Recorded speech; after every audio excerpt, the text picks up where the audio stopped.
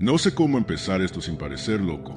32 años oyendo confesiones, 32 años dentro de ese confesionario de madera oscura, y nunca, en toda mi vida de sacerdote, he dudado de mi cordura hasta aquella noche en octubre cuando ella entró a través de esa puerta que siempre cruje. Quizá debería comenzar por decir que el silencio es real. El silencio no es la ausencia de sonido, es una presencia viva, un ente que respira. He aprendido esto en la iglesia de San Miguel Arcángel, en ese pueblo cuyo nombre he olvidado deliberadamente, en las colinas donde la noche llega horas antes que en las ciudades, donde los bosques tienen memoria y los caminos saben cosas. La iglesia tiene 400 años. Sus piedras son grises como la tumba, y los santos pintados en los muros tienen los ojos que siguen al visitante. Esos ojos se parecen acusadores desde el primer momento en que uno cruza el umbral. El cura anterior, don Sebastián, se marchó hace 3 años sin dar explicaciones. Lo único que dejó fue una nota sobre la mesa del presbiterio. El silencio aquí es distinto. Pensé que era la nota de un hombre que había perdido la fe. Ahora sé que era una advertencia. El pueblo rodea la iglesia como si fuera un absceso que necesitara contención. Las casas se giran hacia adentro, hacia la plaza, lejos de los bosques. Los niños no juegan en los campos después de las 4 de la tarde. Las mujeres traen velas todos los viernes sin que nadie les diga que lo hagan. Hay un entendimiento tácito, una convención silenciosa que nadie menciona en voz alta. Cuando llegué, en febrero, el obispo no dijo mucho. Solo me advirtió que algunos confesantes requerirían paciencia especial y que no dudara en buscar consejos si sentía que algo escapaba a mi comprensión. Ahora entiendo que eso era una mentira compasiva. No existe consejo para lo que sucede dentro de esas paredes de piedra. Los hilos de la iglesia tocan a las 6 de la tarde y a las 6 de la mañana. Suena como si alguien jalara una cuerda desde el interior de la tierra, como si un grito quedara atrapado en el bronce. En las noches sin luna, ese sonido es lo único que existe. Las voces no se escuchan en la oscuridad de este lugar. Solo los hilos, solo el viento entre los cipreses, solo el sonido del incienso quemándose en la nave. Ese aroma que con el tiempo comienza a parecer putrefacto. Fue un martes, no una noche especial, no una noche con presagios obvios. Martes, el día que poca gente viene a confesarse, el día cuando uno espera paz, cuando espera soledad. Estaba solo en la iglesia, como siempre estoy a las 8 de la noche. Las velas habían sido encendidas horas antes por las viejas de la parroquia, esas mujeres cuyo nombre nunca aprendí, que aparecen y desaparecen como espectros en la penumbra. El confesionario está en la penumbra, lejos del altar principal, cerca del muro norte donde el frío parece emanar de la piedra misma. He confesado a muchas personas en ese pequeño cubículo de madera. He escuchado pecados de lujuria, de robo, de violencia, de avaricia. El rosario de la miseria humana. Pero nunca, nunca en mis 32 años, sentí lo que sentí esa noche cuando ella entró. No vi su cara. Ella se sentó del otro lado de la rejilla, y lo primero que noté fue el sonido de su ropa. Una tela antigua, pesada, como si vistiera con ropas de otro siglo. En la oscuridad del confesionario, los ojos no importan mucho. Lo que importa es la voz, el patrón de la respiración, el peso de la presencia. Y esa presencia era anómala. Ocupaba más espacio de que debería. Esperé, como sacerdote. Siempre espero primero. Digo el ritual, en el nombre del Padre, del Hijo y del Espíritu Santo. Ella respondió, pero su voz estaba descolorida, como una fotografía antigua, como palabras que habían viajado a través de años para llegar a mis oídos. Cuando habló, fue con un acento que no podía ubicar, un español que sonaba oxidado, herrumbroso, como si brotara de una boca que no había hablado en décadas. Me pidió que la escuchara. No dijo padre, ni usó ningún título. Solo pidió que escuchara. Algo en esa petición, algo en la forma en que las palabras se materializaban en la oscuridad, me alertó. Pero ya era demasiado tarde para negarse. Una vez que el confesante está dentro, el sacramento se ha iniciado. Dios requiere que escuches. Ella comenzó de manera ordinaria. Dijo que había pecado, que quería confesarse después de mucho tiempo sin poder hacerlo. Las palabras iniciales fueron mundanas. Mentiras a su familia, un corazón egoísta, deseos carnales que no debería haber albergado. Escuchaba, asentía en la oscuridad, asumiendo que era otro caso de un alma atormentada buscando paz. Luego, sin transición, sin cambio de tono, comenzó a hablar de algo diferente. Dijo que había cometido un acto en vida que no sabía si podía considerarse pecado. Eso fue lo que disparó la alarma. Ningún penitente reflexiona sobre la naturaleza del pecado de esa manera. Saben si han pecado. Pueden no estar seguros si la culpa justifica la penitencia, pero siempre saben. Describió un momento, una noche en otro tiempo, en otro lugar, cuando ella fue a un pueblo para ayudar a gente que estaba enferma. Dijo que fue con las mejores intenciones, que llevó hierbas, rezos, conocimiento que sus abuelas le habían transmitido. Dijo que la gente la recibió bien, que confiaban en ella, que venían a su cuarto en las noches, en silencio, pidiendo ayuda para sus males. Siguió hablando y su voz comenzó a cambiar.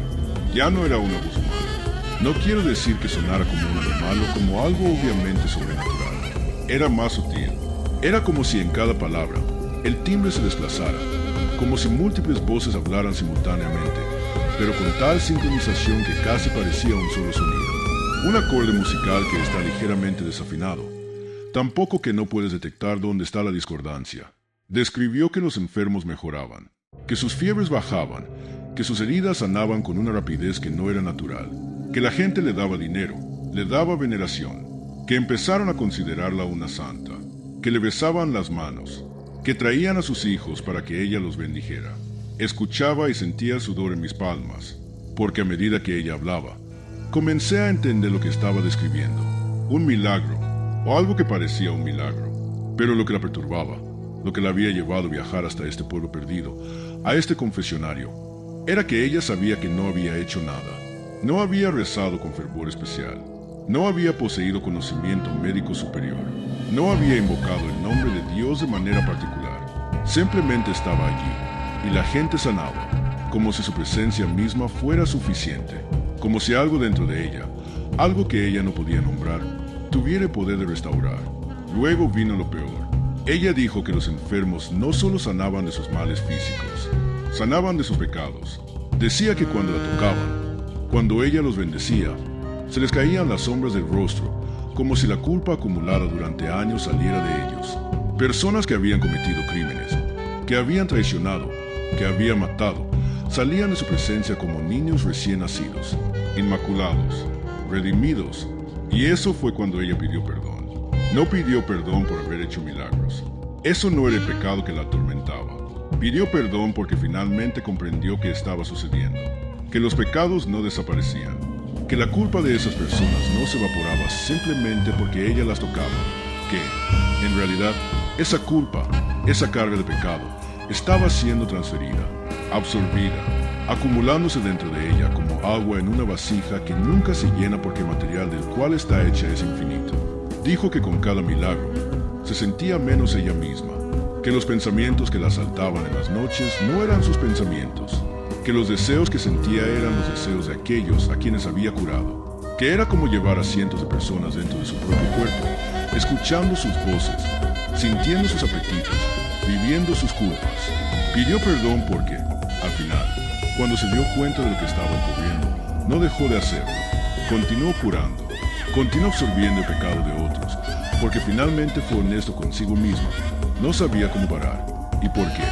En algún lugar profundo dentro de ella, no quería parar, porque había descubierto que había una extraña alegría en eso, una sensación de significado y propósito que la fe nunca le había proporcionado. Hizo una pausa entonces, una pausa larga donde solo escuché la respiración de la oscuridad. Entonces dijo algo que no debería ser posible. Dijo que no sabía si lo que había hecho era un pecado, porque no había invocado el mal, no había hecho pactos con entidades oscuras, no había rezado a otros dioses. Simplemente había permitido que algo dentro de ella, algo que siempre estuvo allí, fluyera hacia otros, y preguntó, con una voz que ahora sonaba casi genuinamente confundida, angustiada, si ser un canal de sanación podía ser considerado pecado. Y ahí fue cuando comprendí. En medio del frío de esa iglesia de 400 años, sentado en la oscuridad del confesionario, rodeado por la piedra y el incienso y la acumulación de siglos de plegarias desesperadas, que ella no estaba pidiendo perdón por haber hecho un milagro. Estaba pidiendo perdón porque finalmente comprendía que lo que había hecho no era un milagro en absoluto. En los 32 años de mi ministerio, he sido entrenado para reconocer la culpa. He sido entrenado para escuchar lo que no se dice. He sido entrenado en teología, en psicología, en la naturaleza del arrepentimiento genuino. Pero nada en esa formación me había preparado para lo que sucedió después.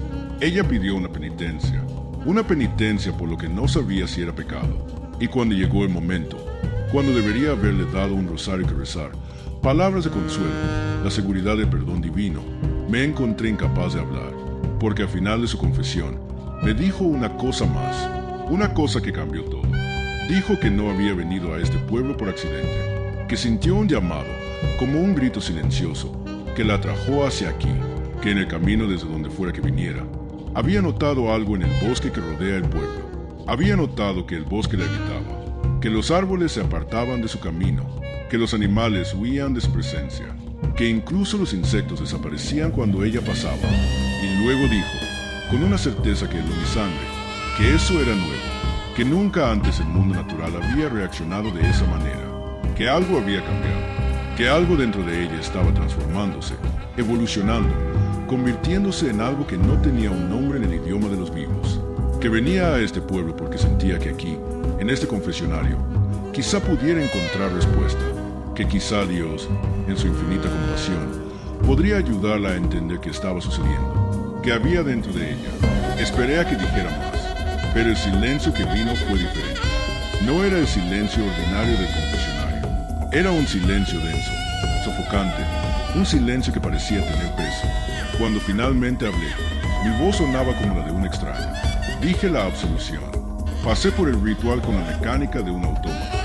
Dije, tus pecados te son perdonados. Ve en paz. Y ella se fue. Salió del confesionario sin hacer sonido. No la escuché cerrando la puerta. No escuché sus pasos. Simplemente hubo un cambio en la presión del aire, como cuando el viento cambia de dirección, como cuando la noche respira diferente. Me quedé sentado en la oscuridad durante horas, no sé cuántas. El tiempo dejó de funcionar de manera normal después de que ella se fue. Podría haber sido 1 hora, podría haber sido 5. Solo recuerdo que las velas se agotaron una por una hasta que la iglesia estuvo sumida en una oscuridad completa. Cuando finalmente salí, no había nadie en las calles del pueblo. Eso no era inusual para una noche de martes a las 10 u 11 de la noche, pero algo en la geometría de las casas, en la forma en que las ventanas se cerraban hacia adentro, me hizo sentir que no era la ausencia ordinaria del pueblo. Era como si estuvieran escondiéndose. A la mañana siguiente, pregunté por ella. Dije que había una mujer que llegó a confesarse la noche anterior. Describí lo que podía recordar de su apariencia, aunque cuando intenté hacerlo, me di cuenta de que en realidad no había visto nada. No sabía si era joven o vieja, si tenía el pelo oscuro claro, si era alta o baja. Solo sabía que estaba allí, en la oscuridad, hablando. Las viejas que limpian la iglesia, esas mujeres sin nombre, se miraron entre sí. Dijeron que no había entrado nadie, que nadie más había estado en la iglesia esa noche, que solo yo, el padre Mateo, había estado allí solo en la oscuridad. Insistí. Describí el confesionario que sonaba con movimiento. Describí la voz, la tela antigua, la respiración que no sonaba como la respiración ordinaria. Ellas solo asintieron, con esa paciencia especial que tienen las personas que han aprendido a vivir con verdades que no pueden ser dichas en voz alta. Una de ellas, la más vieja, la que tiene los ojos de alguien que ha visto más de lo que debería, me dijo con una voz muy baja: Padre, la iglesia siempre recibe confesiones, incluso cuando no hay nadie aquí para confesarse. Los días siguientes fue cuando noté los cambios en mi propia mente. Comencé a escuchar voces en el confesionario incluso cuando estaba solo. No voces claras, no palabras distintivas, sino un murmullo constante, como si miles de personas susurraran simultáneamente justo detrás de la rejilla. Voces que sonaban como si provinieran de muy lejos, desde las profundidades de la tierra. Empecé a sentir culpa. No la culpa ordinaria de un sacerdote que se cuestiona si ha hecho lo correcto en su ministerio. Era una culpa diferente, más pesada, más antigua. Era como si los pecados de aquella mujer, o de aquello que había hablado a través de ella, se hubieran transferido a mí, como si al darle la absolución, hubiera aceptado llevar lo que ella llevaba. Intenté rezar. Mis plegarias se sentían vacías, como si las palabras cayeran en un pozo sin fondo. Cuando intentaba invocar el nombre de Jesús, sentía una resistencia, como si las sílabas no quisieran pasar a través de mis labios. Empecé a notar cambios físicos. Mi reflejo en el espejo comenzó a parecer ligeramente distinto, no como si fuera otra persona, pero como si hubiera múltiples versiones de mí reflejadas al mismo tiempo, superpuestas una sobre otra, causando un efecto de desenfoque que persistía incluso cuando permanecía completamente inmóvil. Las plantas en la rectoría comenzaron a morir, no gradualmente, sino de manera repentina, como si toda la vida hubiera sido succionada de ellas en una sola noche. Sus hojas se volvieron negras y secas, sus tallos se agrietaron como si hubieran sido desecados durante años. 3 semanas después de la confesión, tuve un entendimiento terrible. No había hecho un pacto consciente, no había invocado nada, no había firmado nada con sangre o tinta, no había pronunciado ningún nombre prohibido. Pero en el acto de dar la absolución a aquella cosa, en el acto de decir tus pecados te son perdonados, había establecido un vínculo, porque ella, o aquello que hablaba a través de ella, finalmente tenía lo que había estado buscando. Tenía el perdón de Dios, o, al menos, tenía la validación religiosa de que lo que hacía no era necesariamente maligno, porque si lo que hacía era pecado, y sus pecados habían sido perdonados, entonces ella era libre, libre para continuar, libre para evolucionar, y yo era ahora parte de eso. Yo era el instrumento a través del cual ese perdón había sido otorgado. Comencé a hacer cosas que no recordaba decidir hacer. Encendí velas en patrones que no reconocía. Recité oraciones que no estaban en ningún libro, palabras que brotaban de mi boca como si las supiera desde siempre. Escribía en las noches, con una letra que no era completamente mía, frases que describían los pensamientos de la mujer, sus sensaciones, su transformación. Hubo una noche en que me encuentro de pie en los bosques que rodean el pueblo, sin recordar cómo llegué allí. Los árboles a mi alrededor estaban retorciéndose, sus ramas moviéndose de manera que no tenían nada que ver con el viento. Y en esa oscuridad de bosque, escuché su voz de nuevo, no como lo había hecho en el confesionario, sino dentro de mi cabeza, dentro de mi pecho, como si hablara desde el interior de mis propias células. Me dijo que estaba feliz, que el acto de confesión había sido catártico, que finalmente podía existir sin culpa, sin vergüenza, sin la carga del arrepentimiento, que era libre, y luego me dijo algo que activó una comprensión atroz en mí. Me dijo que yo también podría hacerlo, que ella podía ayudarme, como había ayudado a otros, que podría sanarme de la fe, liberarme de la carga de la creencia, permitirme existir en un estado de pura indiferencia moral. Corrí de vuelta a la iglesia, corrí a través de la noche, y los árboles del bosque parecían abrirse delante de mí, apartándose de mi camino, como habían hecho con ella. He permanecido en la iglesia desde esa noche hace 6 meses. No he dejado estas paredes de piedra excepto para las misas obligatorias. He continuado con mis deberes sacramentales, he escuchado confesiones, he dado absoluciones, pero cada absolución que otorgo se siente como si estuviera abriendo una puerta a través de la cual algo entra. Cada penitente que sale del confesionario parece llevar consigo algo que antes no tenía, una libertad que no es del tipo que debería venir de la gracia divina. He escrito al obispo. Mis cartas nunca han recibido respuesta. Cuando finalmente viajé a la ciudad para hablar con él en persona, encontré que había sido trasladado, que su reemplazo era alguien que nunca había escuchado hablar de mí.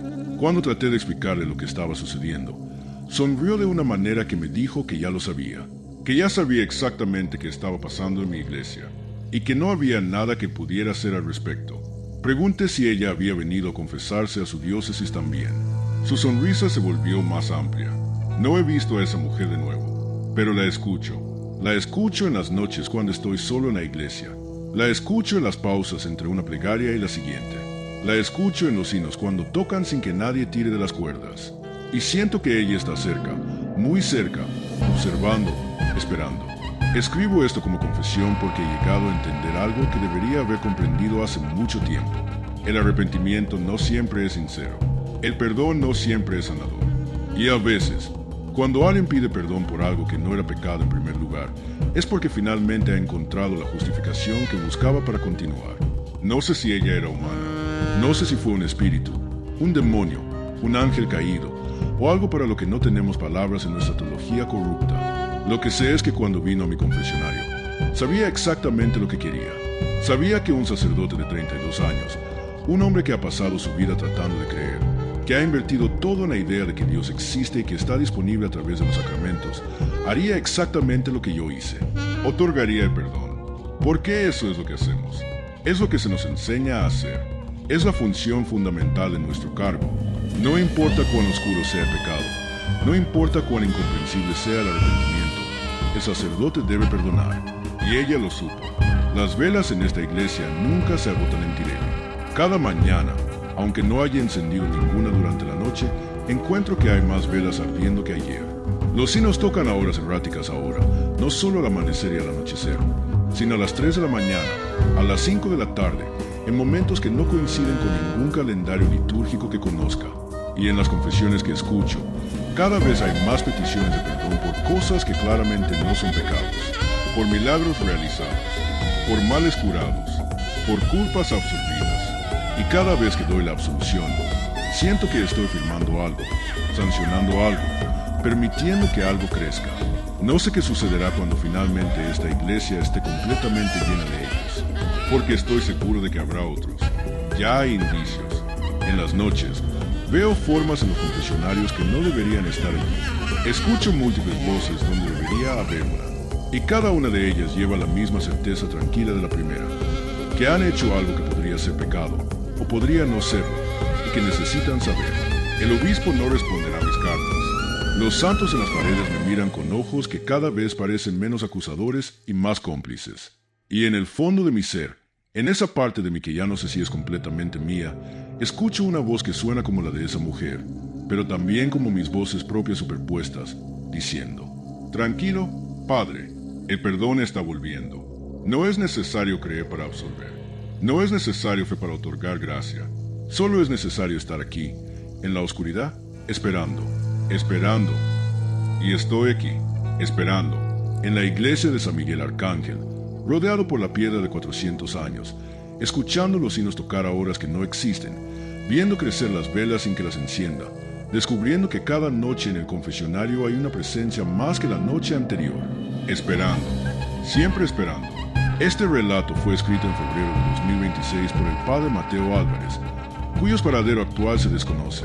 La iglesia de San Miguel Arcángel continúa funcionando normalmente, aunque el obispo de la región ha declinado hacer comentarios sobre el sacerdote desaparecido o sobre los cambios en las prácticas sacramentales de la parroquia. Los registros de confesión de los últimos meses han sido sellados por orden eclesiástica. Nadie está seguro de si el pueblo que rodea la iglesia es real.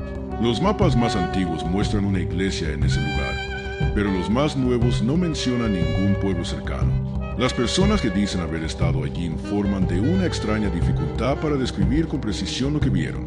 Cuando intentan recordar detalles, encuentran que su memoria se vuelve borrosa, como si intentaran recordar un sueño. Lo que sí sabemos es esto.